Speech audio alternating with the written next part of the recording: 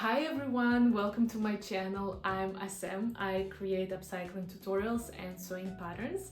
And in today's video, I'm going to show you how I made this beautiful blouse out of a men's shirt. This upcycling project went viral and many of you asked for the pattern and the full tutorial. So here we are. Before we start, there are a few things I'd like to mention.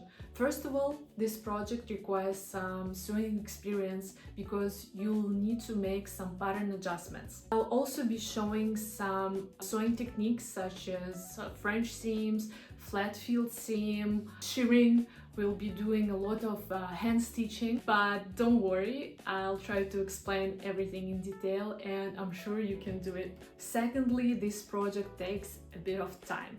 It's not a quick make, especially since I'll be using some finishing techniques that are time consuming. Of course, if you have an overlocker, it will be faster for you, but I don't have one, so I will be showing how to achieve these beautiful finishes just with a regular sewing machine. I'll explain more when we'll get to the pattern section. And finally, I'm not a professional seamstress. I'm just sharing my ideas how to transform garments. If you have better ideas, some suggestions or alternative techniques, please leave comments. I'm sure we can all learn from one another. And my final piece of advice, don't rush. Sewing requires patience and concentration. If you're feeling tired, it's better to start the next day rather than making mistakes because you want to finish as soon as possible. So let's talk about everything you will need for this project, starting from the shirt. I've chosen a striped men's shirt made from a linen cotton blend in size S. Try to find a shirt that fits you well across the shoulders because you'll be keeping the upper part of the original garment. You'll also need a shirt with a two-piece collar stand since we'll be transforming it into a mandarin color. You will also need my pattern, which you can download in your size using the link in the description box. Print the pattern, check the test square to make sure it printed at the correct scale and assembled it as you normally would. Personally, I prefer trimming two edges and gluing the pages together with a glue stick. Once everything is assembled, cut out all the pattern pieces. I'll explain the pattern in more detail later in the video. And for this project, you will also need a cord for Chinese button knots. I'm using a 5mm silk cord, elastic thread for shirring, regular sewing threads matching the shirt fabric and the cord, fusing bonding tape, 4 snap fasteners, 1 cm in diameter, your usual sewing tools, a ruler, fabric scissors, tailor's chalk, pins, hand sewing needles, a seam ripper and a thread snip. And of course a sewing machine and an iron. This project has 3 main stages. First, we will prepare the shirt for the transformation. Second, we will use pattern to cut and then sew. And the third part, we will be doing Chinese knot buttons and finish the garment. So let's get started! Let's prepare the shirt for its transformation. The first thing I'm doing is removing the top collar. Be careful with this step because we'll be reusing the collar stand later to create a mandarin collar.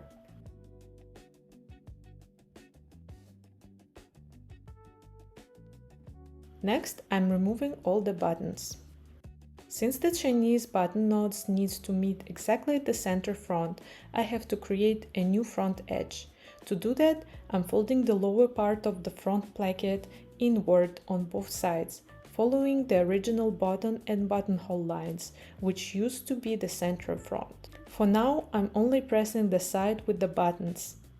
Next, I'm folding the upper section to conceal the buttonhole that sits near the collar stand, and I press it in place. I repeat the same process symmetrically on the other side. The side with the buttonholes will keep its placket, so I'm only folding and securing the upper portion. To hold everything in place, I'm using fusible bonding tape. I cut the tape to match the shape of the fold, place it between the layers of fabric and press it with the iron for about 15 seconds. I repeat this several times to make sure the layers are fully bonded together. I do exactly the same thing on the opposite side. I try not to move the iron around too much.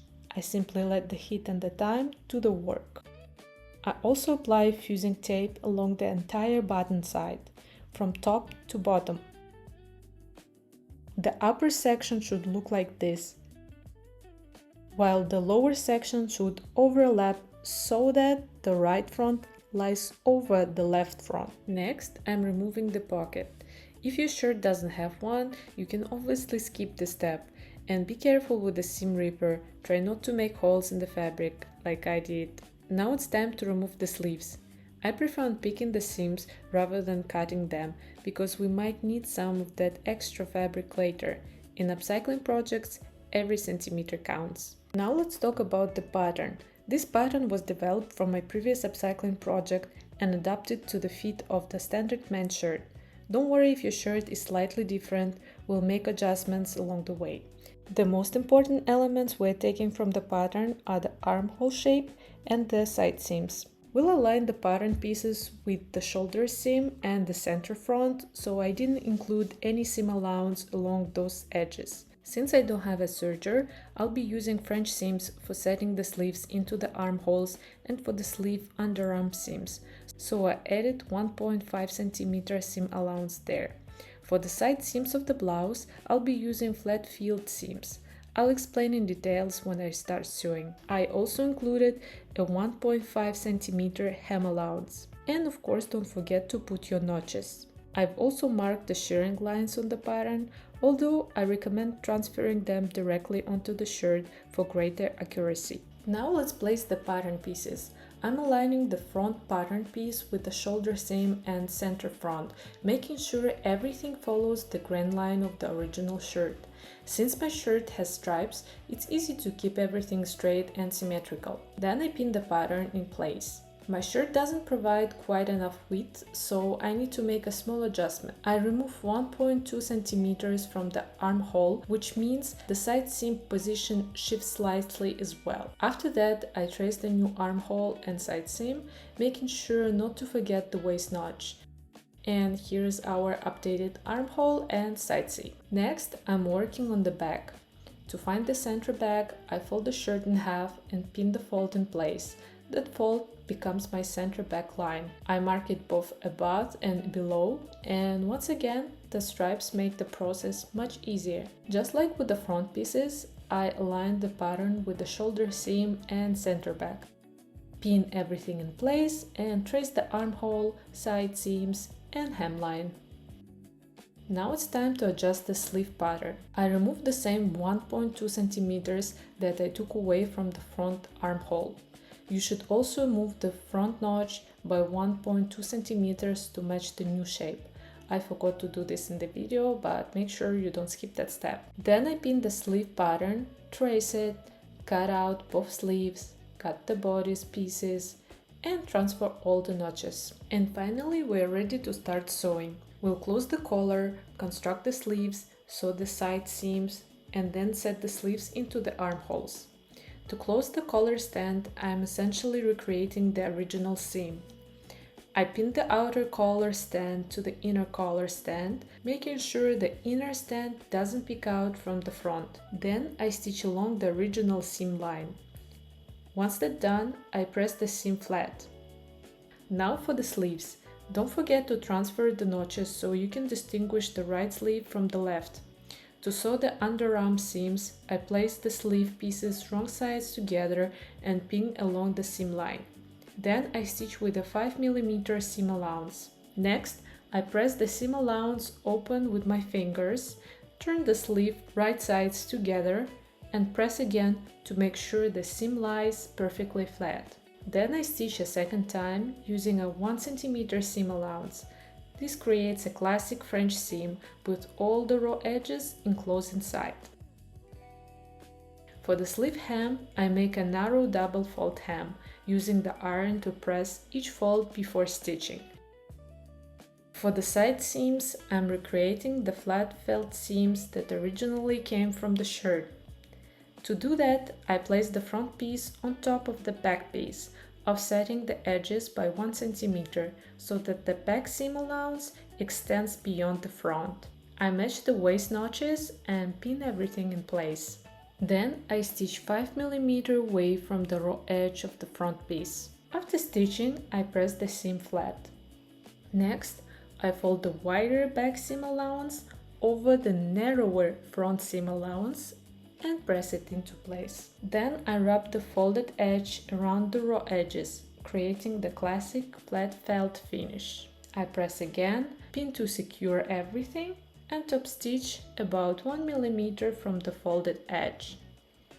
And here is the result from the right side and from the wrong side.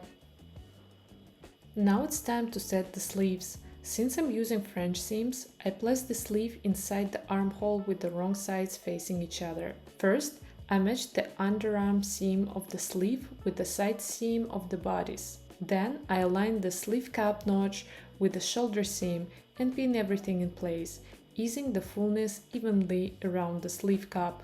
I sew with the armhole facing upward so I can control the easing more precisely. After stitching, I trim the seam allowance down to about 4 mm and press it. Then I turn the garment right sides together and use my fingers to help the seam allowance lie flat before pressing once more. To reduce bulk, I carefully clip the seam allowance along the curves, stopping about 1 mm before the stitching line. I pin everything in place and sew the second pass of the French seam. And voila! The sleeve is now set into the armhole with a beautiful clean finish on the inside. The final step is to press the new seam and direct the seam allowance toward the sleeve. Now I'm going to do the shirring. For this, I mark the shirring lines on the right side of the fabric. The rows are spaced 1 cm apart with a larger 3.5 cm gap between each group. I wind the elastic thread onto the bobbin, stretching it slightly as I go. This helps create the gathering effect. I put the bobbin into the bobbin case and use a normal thread on top. I pull the bobbin thread up. I set the stitch length to maximum, in my case 4, and at the start and end of each row I backstitch to secure the thread. After 6 rows like this, I pull the top thread to the back, tie it off by hand and trim the threads. And now we've reached the final part of this project, making of Chinese button knots. I use a 30 cm length of cord. First, I form a loop, then pass the working end through it to create a second loop. Next, I take the long end and weave it through the first loop from bottom to top, then through the center from top to bottom, and finally through the last loop again from bottom to top. This creates an additional loop on the left side. I adjust the shape, then take the working end again and repeat the same weaving process through the new loop. Bottom to top, then through the center from top to bottom.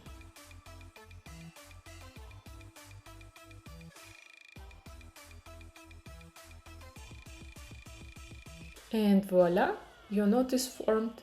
I gently pull both ends to tighten and shape it evenly. You can save time and buy ready-made Chinese button knots, but I personally prefer making them by hand. It's a great way to experiment with a new technique, and it also allows me to recreate them for future projects using cord, fabric strips, and in any color I want.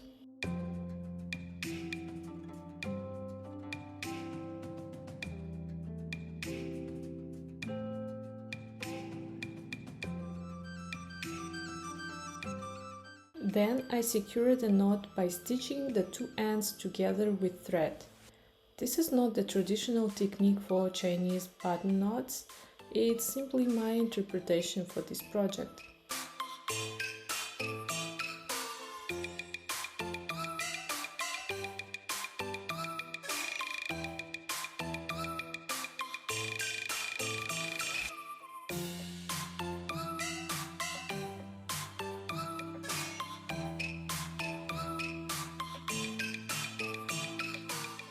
For the button loop, I cut a 15 cm piece of cord.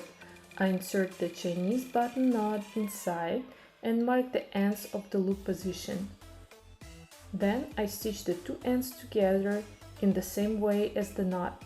After that, I check the final length. The button should sit centered in the loop, so in my case it's positioned at 7 cm, giving a total loop length of 14 cm. I mark, then I cut. I slightly cinch the cord ends to prevent fraying.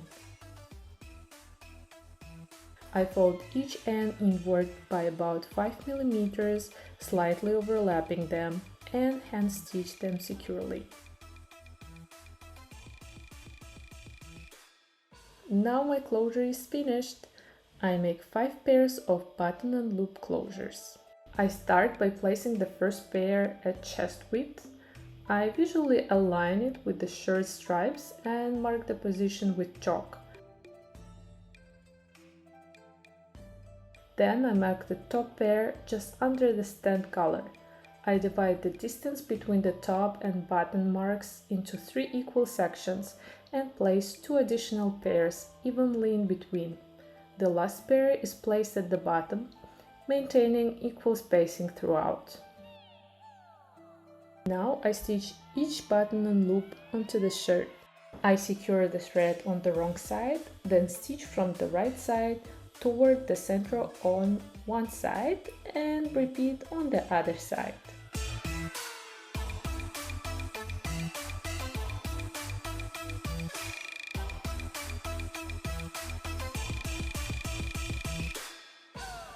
A double stitch ensures everything stays firmly in place. And here is the result from the front and the wrong side. Now it's time to attach the snap fasteners. I position each snap exactly between 2 rows of shirring, where the fabric experiences the most tension. I also place one final snap near the bottom edge, keeping the spacing consistent. Before sewing anything, I mark all the positions and test the alignment to make sure the front closes correctly. Once I'm satisfied, I sew both halves of each snap onto the shirt by hand.